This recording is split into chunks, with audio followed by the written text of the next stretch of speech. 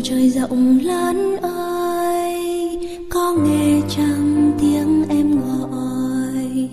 Mẹ giờ này ở chốn nào? Con đang mong nhớ về mẹ. Mẹ ở phương trời xa xôi hay sao sáng trên bầu trời.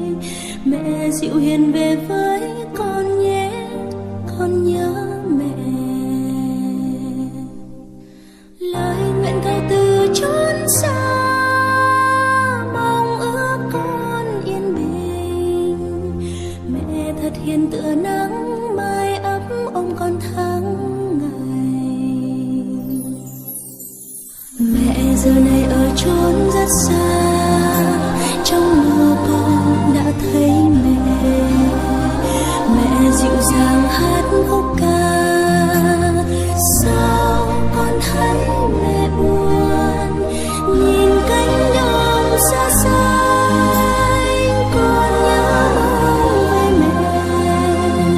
Mẹ trở về với con ấm áp bên mái nhà. Và từ bầu trời rất cao, mong ước con yên bình. Mẹ ngồi buồn ở chốn xa,